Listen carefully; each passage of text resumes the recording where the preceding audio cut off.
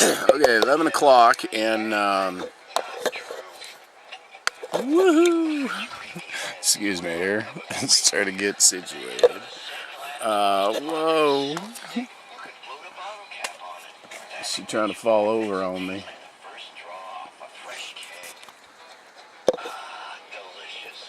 Okay, so 10:56, 11 o'clock, and I think it's Tuesday. And once again,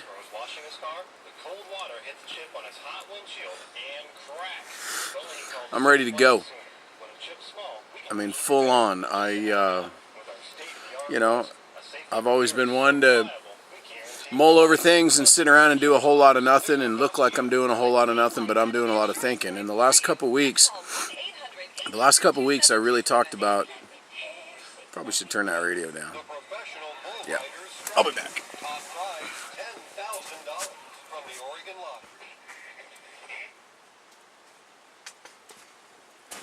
But no, I've been talking a lot the last couple of days, or the last couple of weeks actually, about getting on with my trip and diving deeper and doing more hiking and getting out of camp and doing different things like that. And this area doesn't really reward me for doing that. I mean, I can hike 4 or 5 miles to go to the top of a mountain to look down. Woohoo! That's cool once. I can hike down a creek to fish in a creek with no fish in it. I can, put my refrigerator in a creek now that's going to dry up next week. And, the hell?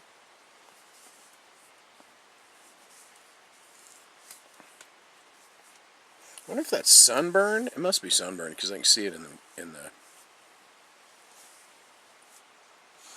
I wonder if it's sunburn and my body's dying.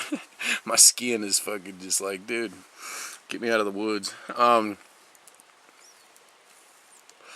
But I feel like I've really accomplished what I came up here to accomplish. I even noticed yesterday when we were sitting in a parking lot with Mikey, and Mikey's these guys' ringleader. Mikey's the guy that these guys work for, and these guys are kind of his bitches, and he tells them go do this and go do that, and I'm not going to be that guy with Mikey. So I just found myself normally in a situation with a guy like that who has things and can help me and will help me, and I would feel like I needed to impress him, or I would feel like I needed to impress him, and I had no desire to do that. I asked the man for a ride. He offered me a ride. As things go, we'll talk more about it, and we'll iron things out, and we'll work out the details. But bottom line is they're giving me a ride in, and they're going to, let me borrow some tools and this and that, chainsaws and whatnot.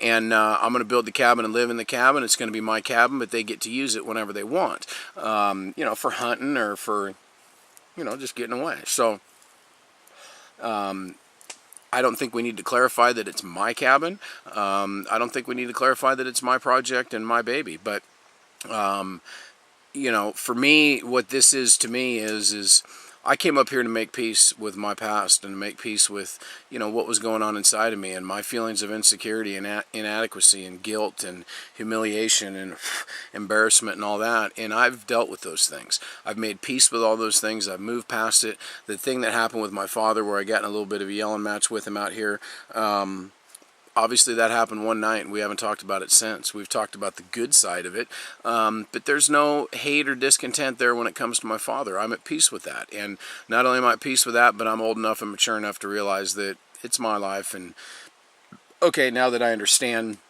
the what's, the whens, the where, the whys, and the hows, now I chisel out a piece of life for me. So in my heart, when I came out here, I was probably 4 years old. 2 weeks in, I was probably 7. 3 weeks in, I was probably 9. 4 weeks in, I was probably 12. The night that I had the breakdown or the breakthrough with my dad, I was probably 13, 14. And in the last 2 weeks, I probably went from 14 to 25. And I enjoy the work out here. I don't mind it at all. I love, making a huge pile of wood turn into a big stack of split wood.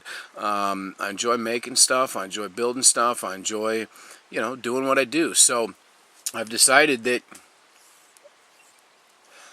I came out here to heal and make the decision whether I wanted to live or not. And not literally, but literally. I made that decision in a couple weeks. And now I want to start living. And right now, I don't want to go back to society. I don't want to go be a grind. I don't want to go sit in my sister's fucking back room and, not like where I'm at and be uncomfortable and not be at peace. I could maybe do that 6 months from now, but I can't do that this week because, it's no different than the way things have been handled with, helping me out. I mean, really, I needed about 4 trips up here is what I needed from people. And I can't even get those. And I'm not strong enough and I'm not standing on my own enough right now to be able to not have those things affect me negatively. So I'm going to take the negative effect out of my life, and that means relying on other people and not relying on myself. And I'm going to take that out of the equation.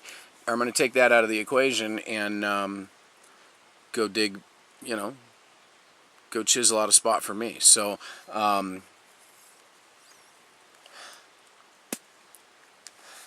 really digging the idea, 100%. I'm excited about it. I'm ready for it. I'm capable of it. I'm eager. It's going to put some muscle back on this body, and I'm not, right now I'm not going to go and fucking do push-ups out in the grass. So maybe somebody else would, but that's not me. So I got to keep my mind moving. I got to keep my body going, and I've got to continue to heal. And the only way that I'm going to be able to heal and rebuild strength inside of me is to get self-sufficient. And when I say self-sufficient, all that means is I need to get the food stamp card, and I need to get the chainsaw. And if I can get the food stamp card and the chainsaw, I can get into town to do shopping, and I can get into town to exchange my power inverter. I've got people, worst case scenario, I can hitchhike to a road, and right now I can't do that. I'm 10 miles away from being able to hitchhike to a road because nobody comes down this road. So I've walked this road a number of times, and you could be on it for 6 hours and never see anybody. So get a little closer back into town, but still be out in the middle of nowhere, and try to find a spot that we can build a cabin where, we can fish, we can hike, we can party, we can have visitors, we can get back to town if we want to. So once again, I'm excited about it. I'm very excited. I'm going to actually grab a pen and a piece of paper right here and kind of do some scribbling and draw some drawings. But I think that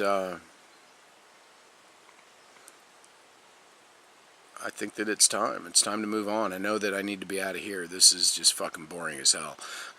So the soul searching and the scared and the lonely and the fear and all that, this provided it for me. And that's why I went up this far. That's why I was okay with being 20 miles out of nowhere, because I needed to prove something to myself. And I've proved it to myself. And now that I've proved it to myself, I'm ready for the next phase.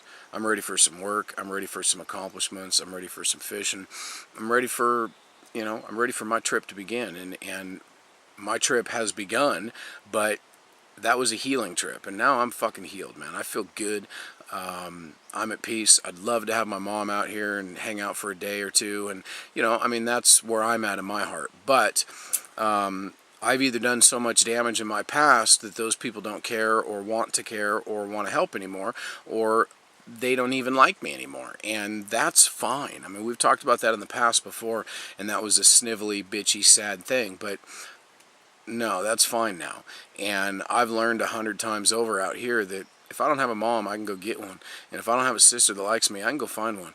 And the things in my life that don't work out the way that I'd like them to, they don't have to work out the way that I'd like them to. I can go make them work out on my side. So I would have loved, if we've talked about this, if the roles were reversed and somebody else was out doing what I'm doing, trying to fight for their life and search their soul and be a better man, dude, I would have had 60 people up here on 4th of July.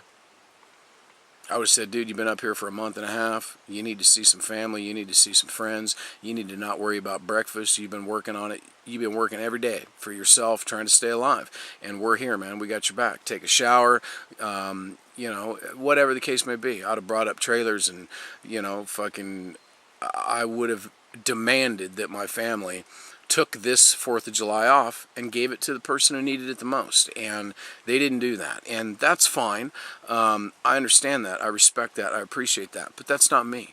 That's not who I am. I can't be on the receiving end of people who aren't like that, and I can't give to people who don't appreciate it. So I'm not ranting, I probably am, but it's just my process and my way of figuring out that I don't have anybody to impress, and the only person I can impress is myself. And if people want to come along for the ride, and if people want to be part of the journey, they're more than welcome to. But there's rules, there's respect, there's decency, there's honor, there's ethics, there's morals, and there's your word. And I understand that I broke my word to Rich with $5 grand 5 years ago. I didn't break no word to my sister. I didn't break no word to my mom. I didn't break no word to nobody.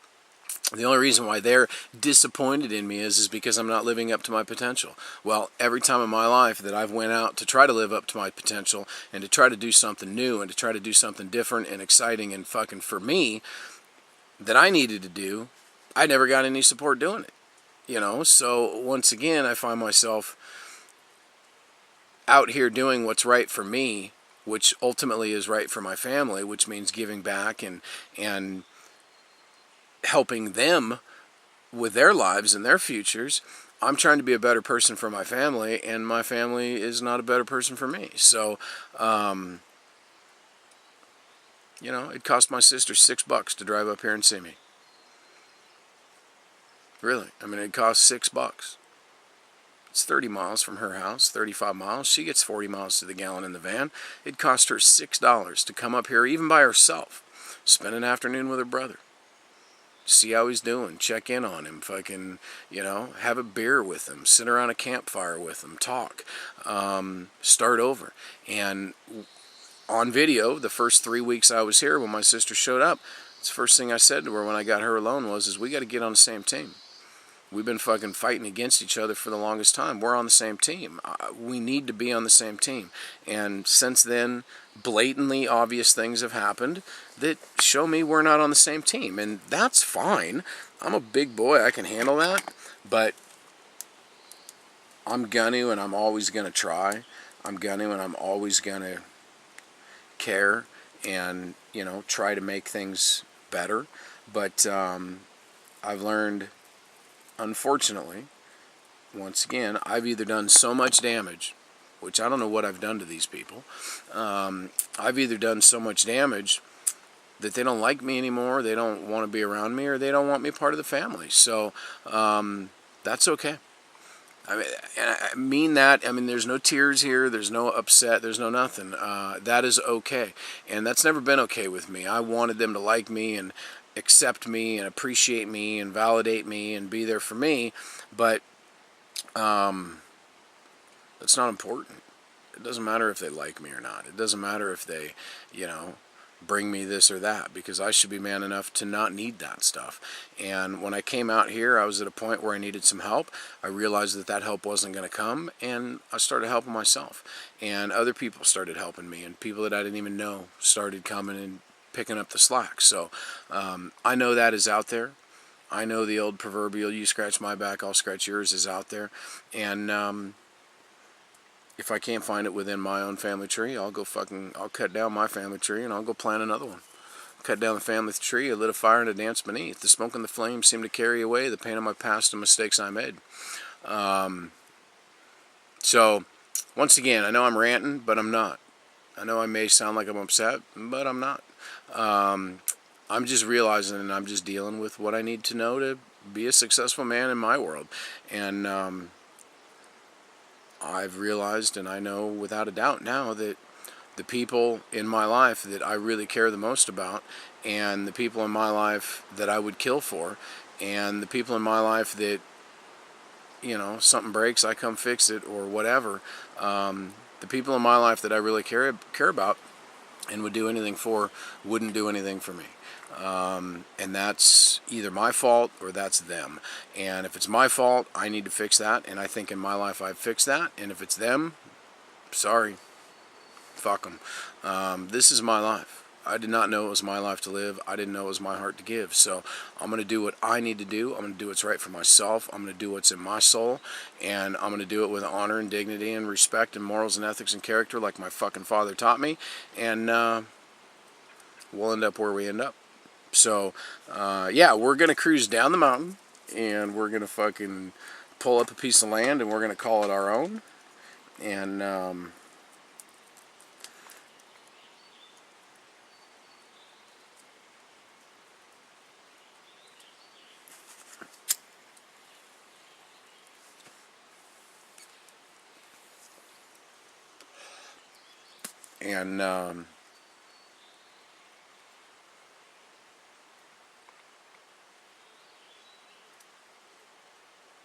and we're gonna make the best out of it.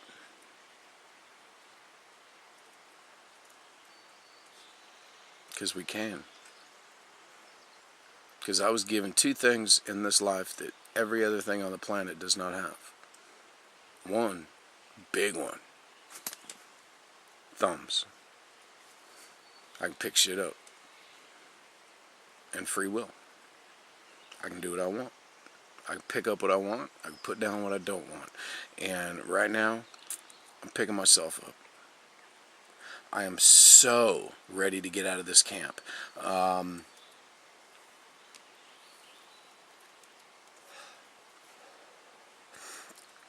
so ready. I'm over this camp.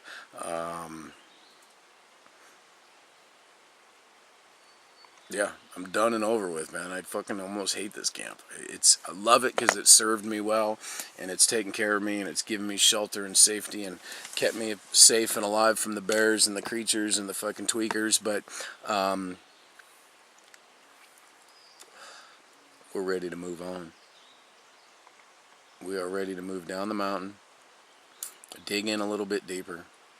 I figure, you know, if I could take care of my court stuff without that being a big issue, I figure maybe even through the winter. Serious. I want to recharge my batteries. I spent 39, 38 years hurting myself. I spent 18 years being hurt, and I spent 18 years hurting myself. And I need to wash all that away, and I need to put enough on top of that to where my foundation is strong. And right now in society and the way things are in the world, this is about one of the only ways that I can do this. And it's not conventional, it's not normal, but this is what they used to do a couple hundred years ago. They used to send a kid out into the woods with a fucking knife and tell him he had to be there for 10 days, and if he came back, then he was a man. If he came back early, then he wasn't ready. And I'm not coming back early, I'm coming back late. And I can start this life over. I have a choice. I have free will. I had everything to do with the things that happened to me in my past, post 18 years old. They were all a choice also. I made the wrong choices. Half the time I chose not to choose. And now my choices are limited. My choices are outside of the box. My choices are different than most people's. But I'm going to choose. I'm going to make choices. I'm going to participate in my own life. I'm going to be the master of my own domain. I'm going to do what's right for Dave. And under the circumstances and in my limited world and in my limited options right now, this is absolutely what's right for Dave. So we're gonna do it.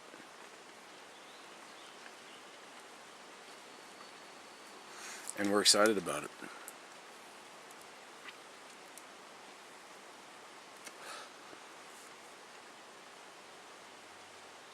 I've got a really good idea right now in my head.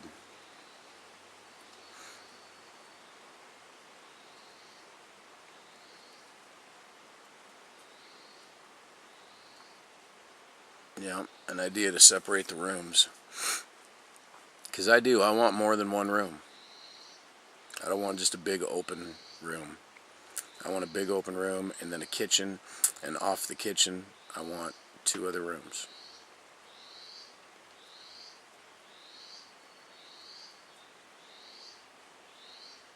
I want like a bedroom, and I want like a bunk room and a pantry off the kitchen.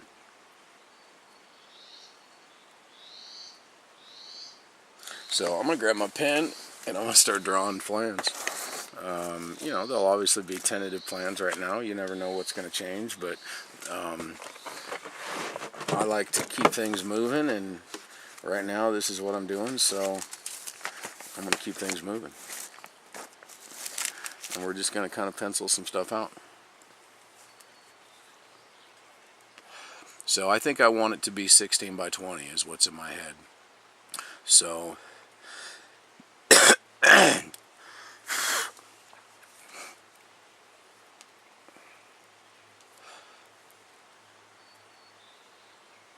I mean, because really, in all reality, all you're talking is skin and trees. I mean, that's the addition. If you, you know, that's the only thing you're adding to the equation. If you go bigger, so you know, you got to skin a little bit more trees, and the trees are heavier and harder to move around. So that's something to take into consideration. But you know, a 16-foot tree that's 5 inches in diameter, 6 inches in diameter, that can be carried around pretty easily by one man. And there'll be a pulley system or something. We'll rig up something. But so I'm going to start laying out some plans. I think I even decided in my head right there it's going to be I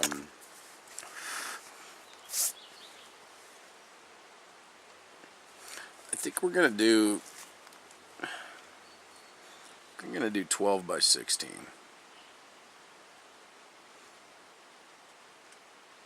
No, it's got to be bigger. It's got to be 20.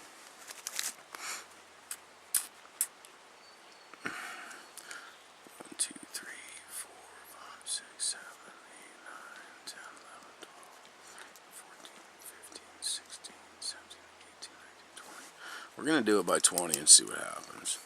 Okay, so we got 1, 2, 3, 4, 5, 6, 7, 8, 9, 10, 11, 12, 13, 14, 15, 16, 17, 18, 19, 20. Okay, so that's 16 by 20. Let's do some quick measuring here. Look at that, it's exactly the size of a CD. Okay, so that's 20. So 1, 2, 3, 4, 5, 6, 7, 8, 9, 12, 13, 14, 15, 16. Let's do 14. Let's do 14.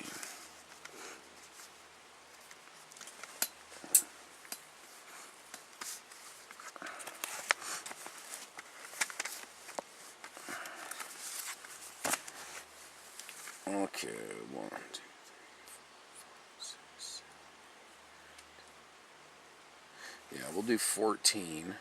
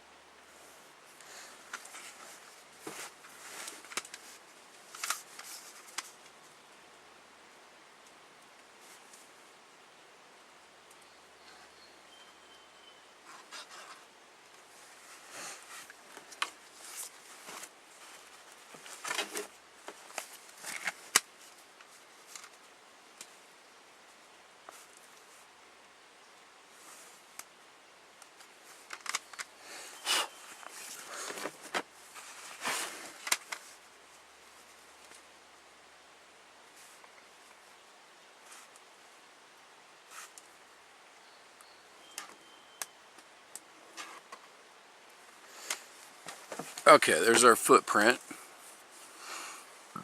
14, 15, 16, 17, 18, 19, 20.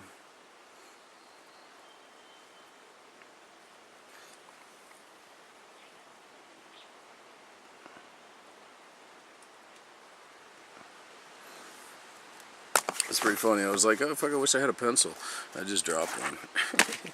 Okay, so if I'm, what are we, 14 by 20? Yeah.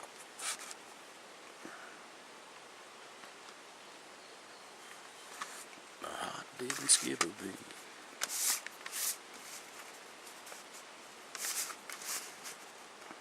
Yeah, so we're 14 by 20. 1, 2, 3, 4, 5, 6, 7, 8, 9, 10, 11, 12. Yes, 14 by 20. So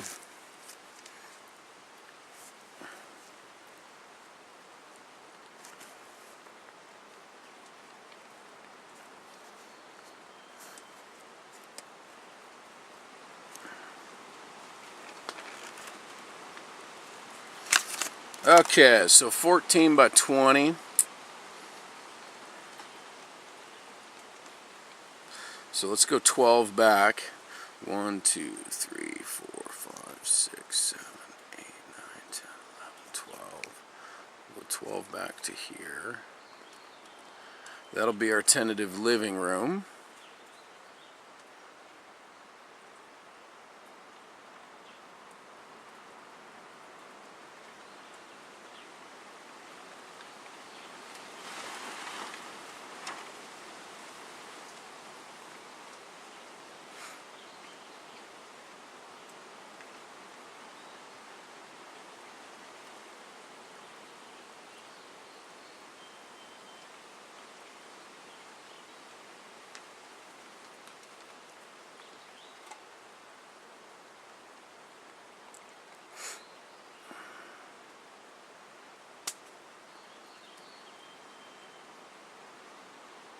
We're thinking. We're trying to decide if we want a full wall for the living room or if we want like a, you know, just a beam. Because I think in the future we may go with a fucking loft.